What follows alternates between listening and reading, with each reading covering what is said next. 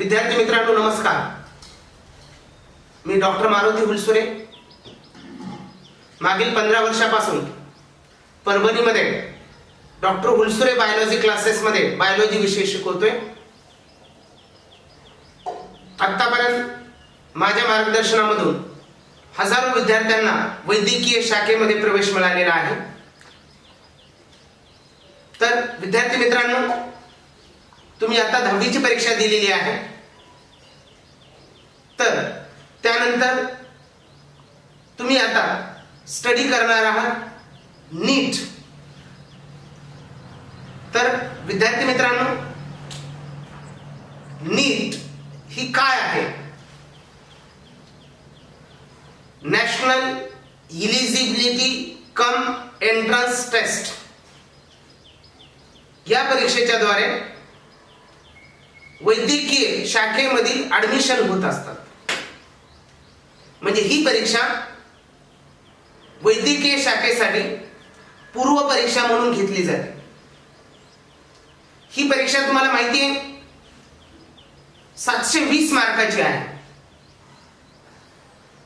त्याच्यामध्ये physics 180 marks, chemistry 180 marks आणि biology 360 marks.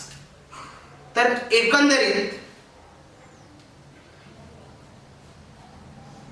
Question आहेत 180. एका क्वेश्चनला 4 मार्क आहेत. अशा पद्धतीनं एकूण 720 गुणाची परीक्षा आहे.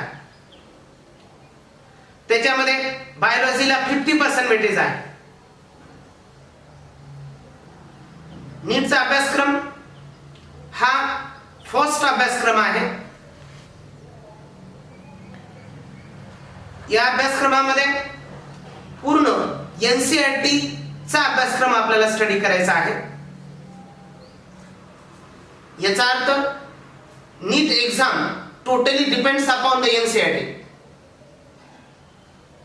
मग आपल्याला बायोलॉजी विषयामध्ये जर बघितलं,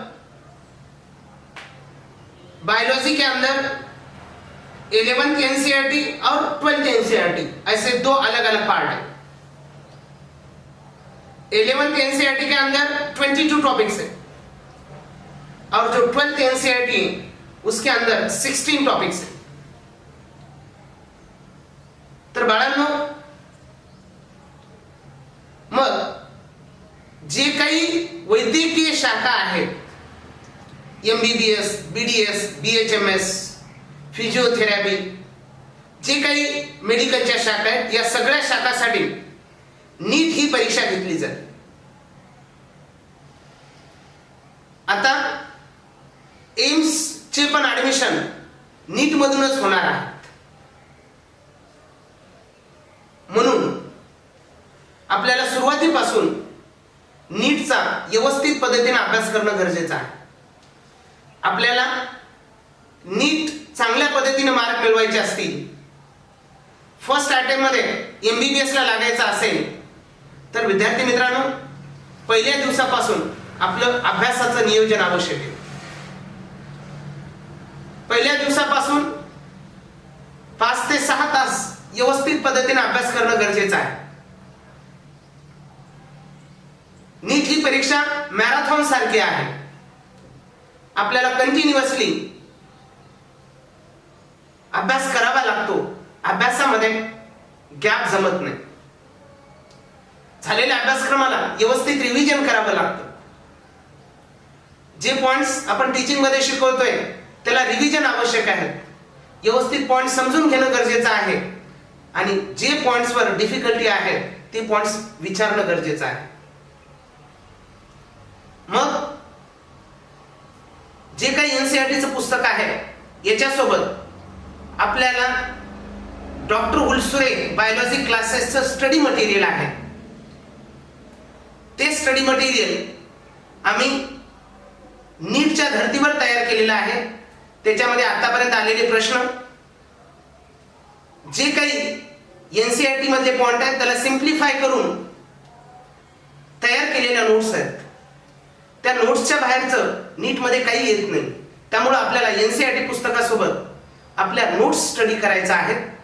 आपल्या नोट्सचे एकूण 10 व्हॉल्यूम आहे, ते 10 व्हॉल्यूम आपल्याला स्टडी करायचं आहे. मग बाळांनो, फर्स्ट हे ध्यानात ठेवा की नीटसाठी हार्डवर्क आवश्यक आहे. फिजिकली मेंटली हेल्दी पर्सन आवश्यक आहे. म्हणजे आपलं physical health, mental health proper maintain करणं गरजेचं आहे. मग आपल्याला डेलीचा डेली स्वतःचा टाइम टेबल तयार करा. टाइम टेबल पद्धतीने अभ्यासाला लागा. हे पण तुम्हाला मी सांगू इच्छितोय की जे मुलं आतापर्यंत माझ्या हातातून MBBS ला लागलेले आहेत, की विद्यार्थी मित्रांनो, तुम्ही कोण्या ठिकाणाहून आला, तुमचं कोणतं मीडियम आहे 10वी पर्यंत, Marathi medium, Urdu medium, English medium, CBSE pattern, हे काही मेजर फॅक्टर नसतो. तर विद्यार्थी मित्रांनो, दरवर्षी डॉक्टर हुलसुरे क्लासेस मधून गव्हर्नमेंट MBBS साठी 25-30 विद्यार्थ्यांना प्रवेश मिळतोय. MBBS, BDS, BHMS मध्ये प्रवेश मिळणारे दरवर्षी हजारो विद्यार्थी आहेत. तर विद्यार्थी मित्रांनो, मग मनामध्ये दृढ इच्छा करा की मला MBBS ला लागायचंय. मनामध्ये मोठं टार्गेट ठेवा आणि त्या पद्धतीने झेप घ्या. 100% तुम्हाला नीटमध्ये सक्सेस भेटतोय.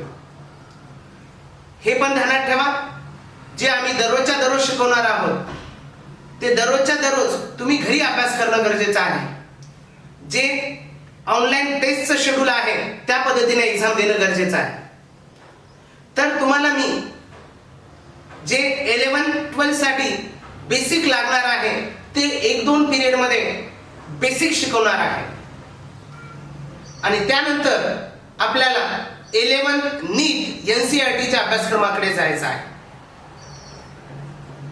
तर बाळांनो, आपण बघूया पहिले व्हॉट इज बायोलॉजी. तर what is the biology? Biology is the word comes from 2 different word. यानी बायोलॉजी के अंदर एक bio and another is the logy, that is the logos. Logos यानी nothing but study. Bio यानी living things. What is the bio? That is the living things. What is the biology? Biology is the branch of science which deals with study of living things. That is the study of living things. That is nothing but biology. Biology के अंदर living थिंग्सची study केली जाते. मग कोण आहेत living? Living things मध्ये animals, plants, वेगवेगळे मायक्रोब्स. मग कोण असतात मायक्रोब्स? मायक्रोब्स हा बॅक्टेरिया, फंगाय,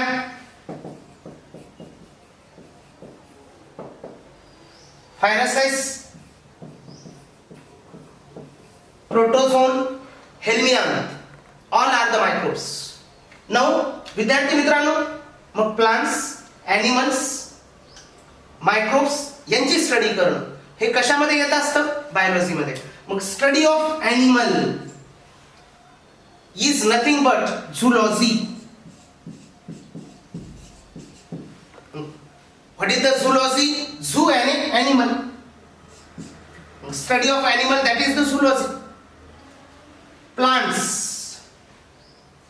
that is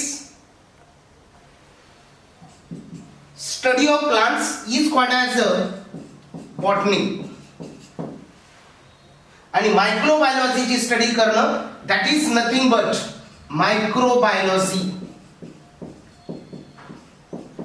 विद्यार्थी मित्रांनो, बायोलॉजी मध्ये स्टडी करायचं आपल्याला बॉटनी, झुलॉजी, मायक्रोबायोलॉजी. हे जसं झुलॉजी, बॉटनी, मायक्रोबायोलॉजी आहे त्याच पद्धतीनं बायोलॉजीच्या दुसऱ्या काही अनेक ब्रँचेस आहेत. जसं आपल्याला याच्यामध्ये स्टडी करायचंय बायोटेक्नॉलॉजी. बायोटेक्नॉलॉजी सुद्धा स्टडी करायचं. देन जेनेटिक्स,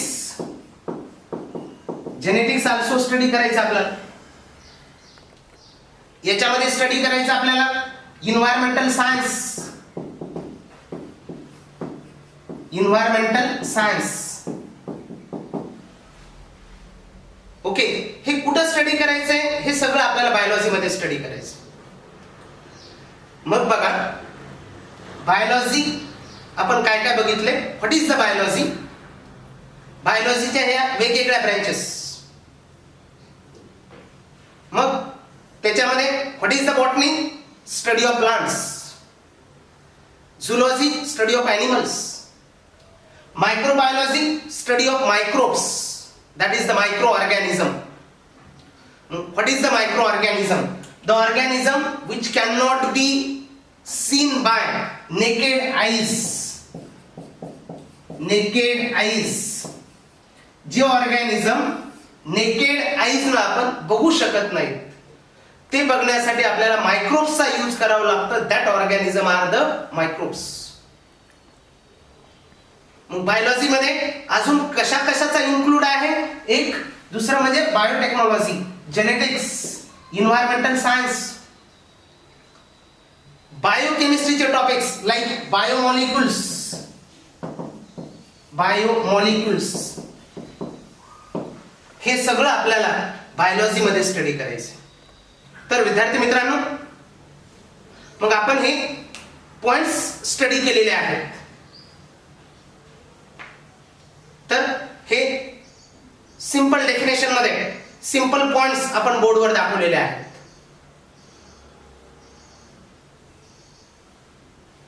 तर बाळांनो, आपण पहिल्यांदा स्टडी करू what is a cell. Cell means what? Cell is the basic structural and functional unit of life. Functional unit of life, that is nothing but cell. What is a cell? Basic structural and functional unit of life, उसको बोलेंगे cell. And group of cell, similar cell, that is nothing but tissue. अनेक sale एकत्र येऊन काय तयार होत असते? Tissue. That is the group of cell. Group of cells which have similar origin, structure and function. Structure and function, that is nothing but tissue. मग बाळांनो, sale मध्ये काय काय असतं, सेलच्या बॉडी मध्ये काय फंक्शन आहे हे बघायचं आपल्याला. मग बाळांनो, आपल्याला माहिती आहे सेल पासून काय तयार झालेले आहे? टिश्यू. मग विद्यार्थी मित्रांनो, सेल मध्ये आपण म्हटले animal cell, plant cell. Animal cell, plant cell काय असतील, दोन्ही मध्ये काय फरक आहे हे स्टडी करू आपण पुढे. तर आपल्याला असं माहिती आहे इन यूनिसेल्युलर ऑर्गेनिज्म के अंदर, unicellular organism, okay, single cell can perform all the body function. एका सेलच्या द्वारे बॉडीचे सगळे फंक्शन होत असतात. Single cell can perform, single cell perform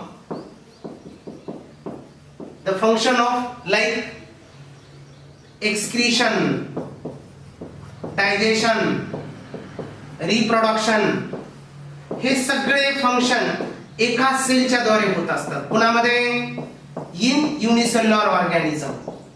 यानी यूनिसेल्युलर ऑर्गेनिज्म के अंदर एक सेल से बॉडी के टोटल फंक्शन हो रहे.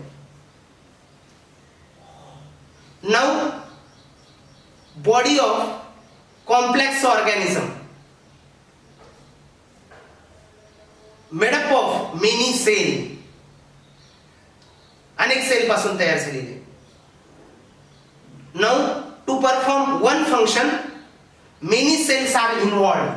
यानी body of complex organism, complex organism, complex organism च्या बॉडी मध्ये there are many cells,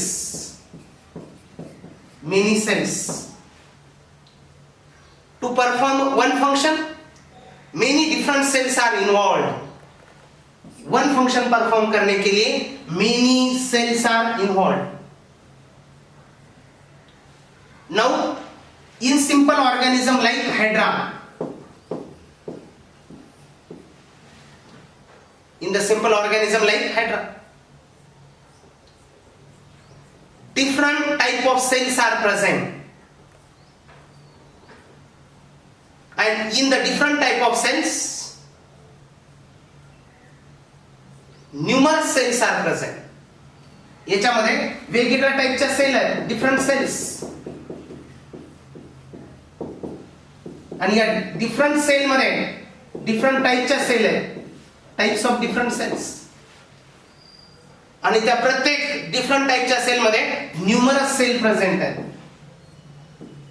numerous cells are present. That is in simple organism, that is the hydra. मग काय काय सांगितले मी कि यूनिसेल्युलर ऑर्गेनिज्म के अंदर single cell can perform different body function. Complex organism के अंदर different type of cells are present. One function can be performed by different cells. Hydra is a simple organism. It also consists of different type of cell, and each type contain numerous cell, thousands of cells. Human body have a billions of cells. Human body के अंदर what billions of cells are present. तर बाळांनो आपल्याला बघायचं आता पुढे की sale पासून ज्या टिश्यू आहेत त्या टिश्यू कोणत्या व्हरायटीचे आहेत, किती टाईपचे आहेत.